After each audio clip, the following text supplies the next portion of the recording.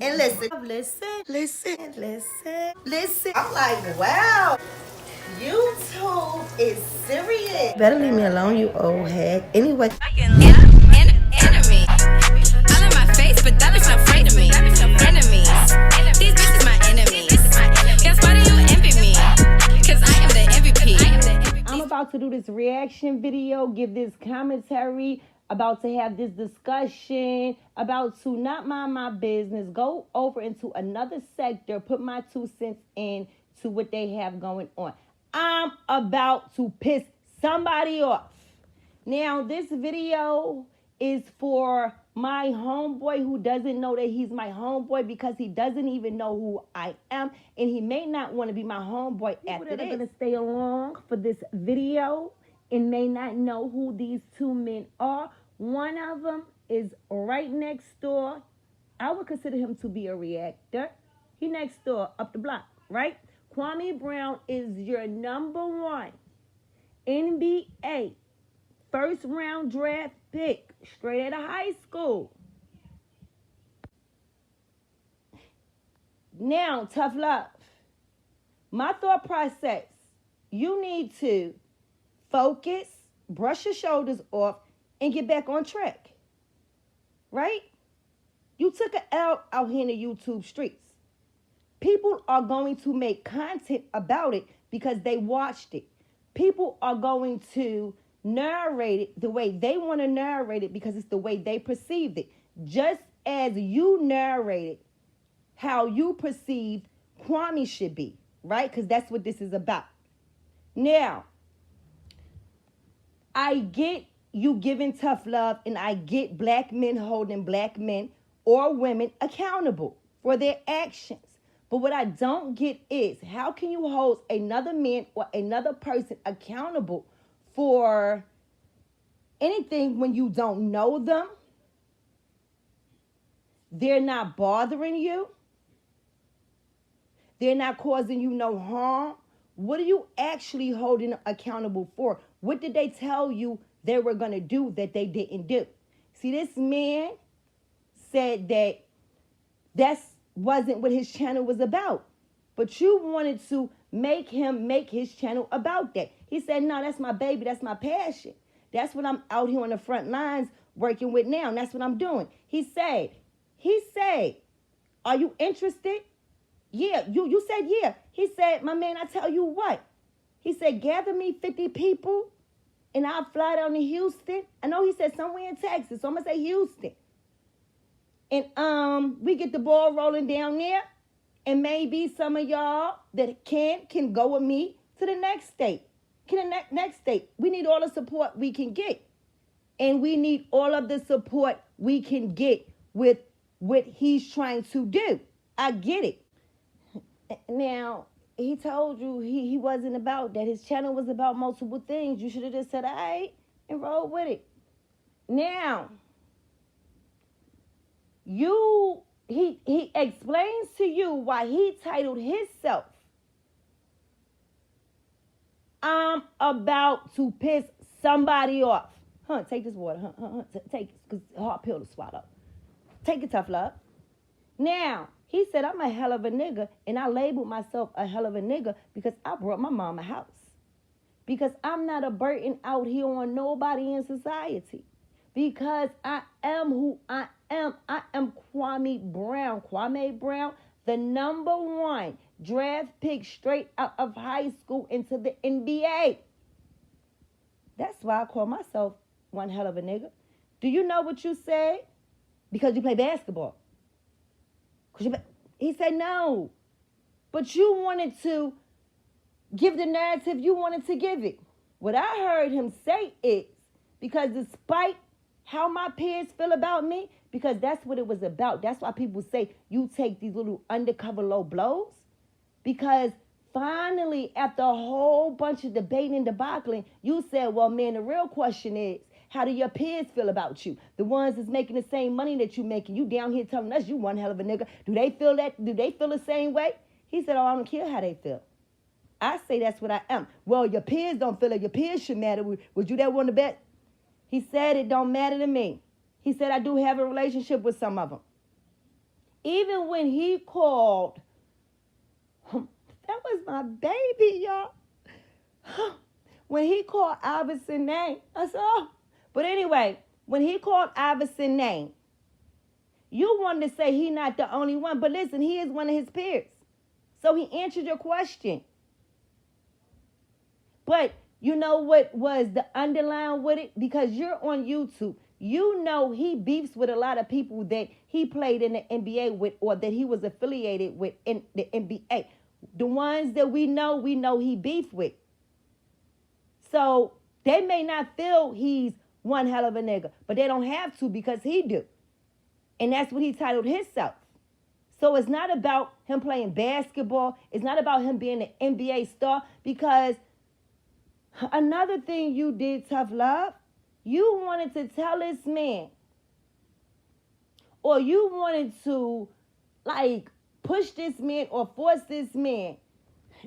And Tough Love, this grown man told you, I am not trying to be a celebrity. I'm not trying to mix and mingle with no celebrity. I don't want that life. It's demonic. It's a lot of evilness with it. It's a lot of spirits roaming around throughout that crowd. I don't want a spirit to jump on me. I don't want it. He may understand spirits jump, so he's not even going to be in a facility for them to jump on him. Why couldn't you accept that? Why? Because you wanted to make it as if they didn't like him. That's why he stayed away. Even if it was, it still does not take away from. He was the #1 NBA draft pick straight out of high school. What more accomplishments?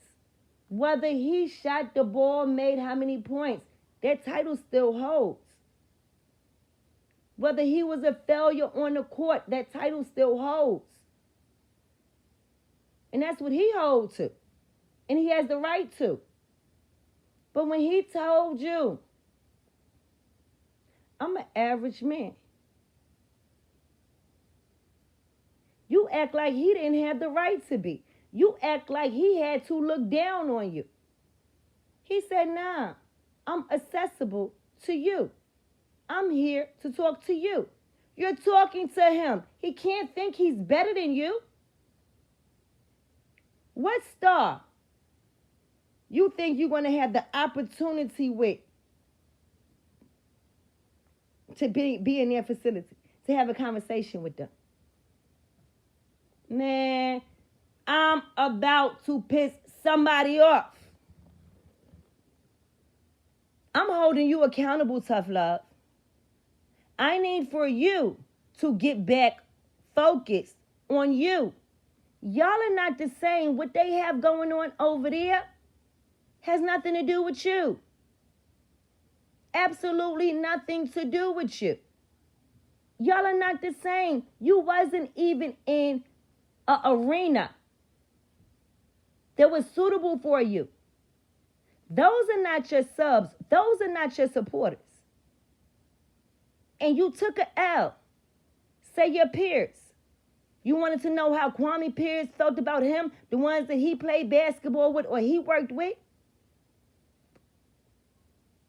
Now, your peers out here on the YouTube streets that you work with, that's employed by the same corporation you're employed by, we don't belong to that corporation. We're employed by that corporation. We don't belong. We're employed by. Your peers, we feel you took an L. But I'm all right with it because I understand what happened. You had no business in that arena anyway for that conversation anyway. And the conversation could have ended when he told you, let's make this happen. But you wanted to make him stop putting what was going on in his comment section on his screen. Make it make sense. My thought process is, this is all pointless. It's all pointless. If it was me, I would have said, I'm a reactor. I react. That's why I keep telling your name. I'm talking about what you have going on. But nah, you was giving tough love. You was holding another man accountable. Who are you but another man?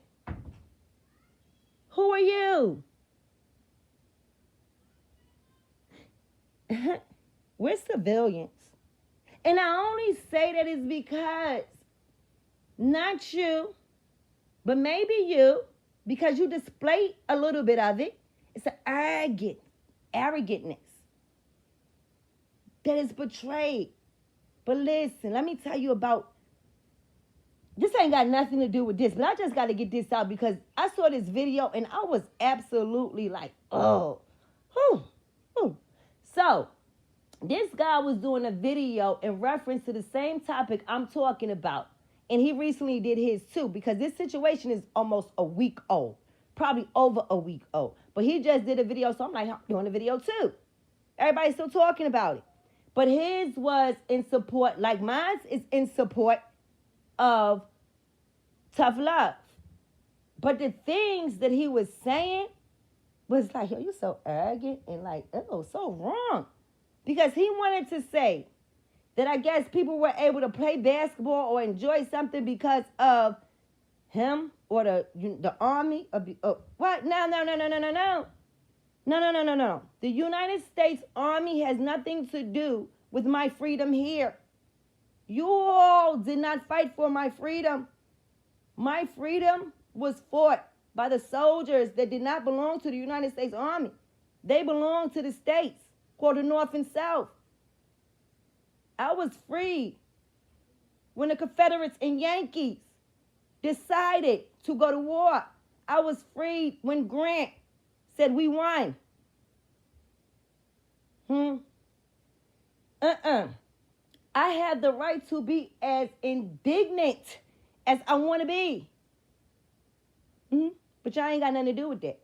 I'm able to watch basketball, to go into any store that I want to go into. I'm able to do a whole lot of things within inside the law freely.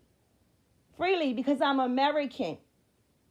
Because my ancestors, the ones before me, they marched, they protested, they was sprayed with water hose, they had guns let out on them. They was locked up. They went through a multitude of things. A multitude of things. So did I. So did you. So the whole lot of us could do what we doing, but we still ain't free. And the United States Army ain't got nothing to do with it. Y'all are bullies. Y'all are the biggest corrupt corporation of bullies there is. Y'all go wherever y'all want to go and y'all debug. Right? Right. True. That's what y'all do. I can feel that way. I can feel y'all are bullies. I can. Why? You said I can because of you. I can also feel I don't have to respect nothing about you because I don't like the way you come off.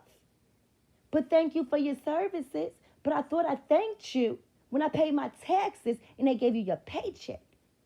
Or they gave you the extra benefits to the PX to be able to get a house. I thought I was thanking you then. But thank you for your services, if it means that much.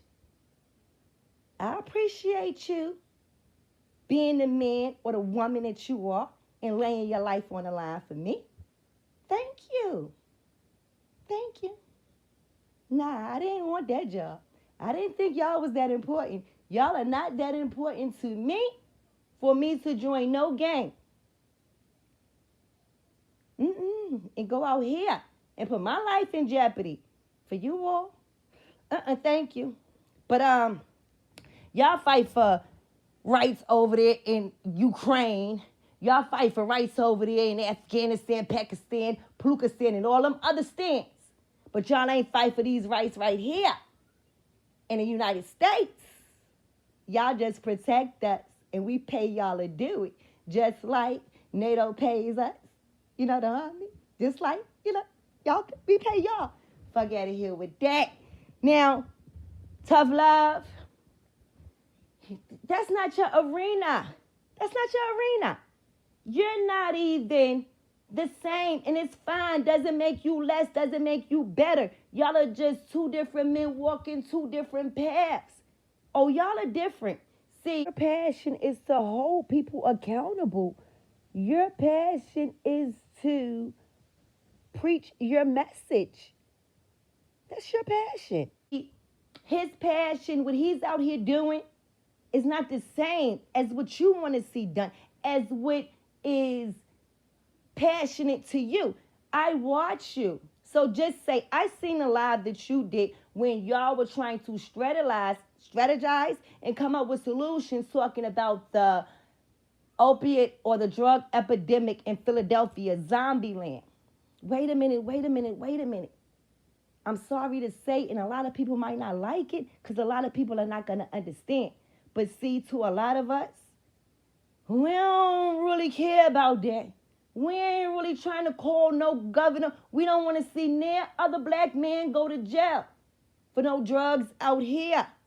Because if you notice, did you notice the color of them? Did you notice?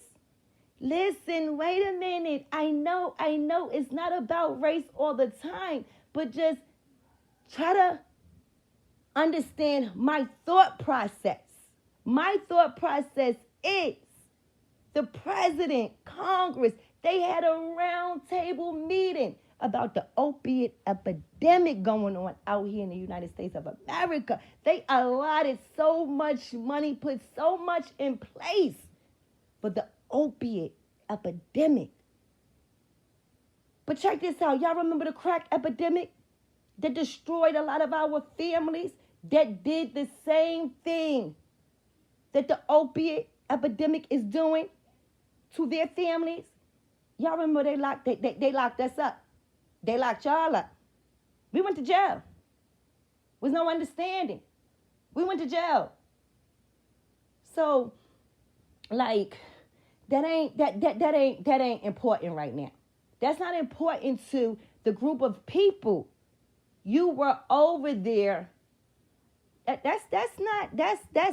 So you're not. That's not your arena. That's not your arena. And there's nothing wrong with that.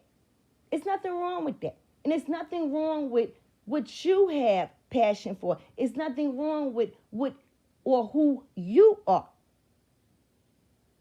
More than one movement, more than one problem or issue can be tackled if multiple people are doing different things. All I'm saying, tough love, is I don't like this. I don't like it. You took a L. It's cool. I don't like it. It's no need for you to continue to do this. Who are these people? We don't want to see these people. They're bringing you numbers. And I get it. I get it. I absolutely get it. Without entertaining it, you're not going to get the numbers. I'm about to piss somebody off. So, my thought process is never do that again. Because you went up there as a reactor. You didn't go up there to have a dialogue or converse about issues going on out here or how y'all can come together and solve or come up with a solution. That's not what you went up there for. You went up there to take a L. Now walk with it. It's cool. Anyway, what he said, wait a minute, his words. He do not respond to people without a resume. So I ain't starting no beef out here. He do not respond to people without a resume. And I'd be damned if I give any of y'all my resume. Who are y'all? Why would I give y'all hell no, you better take this reaction video and keep it trucking. Anyway, y'all like, comment, and subscribe.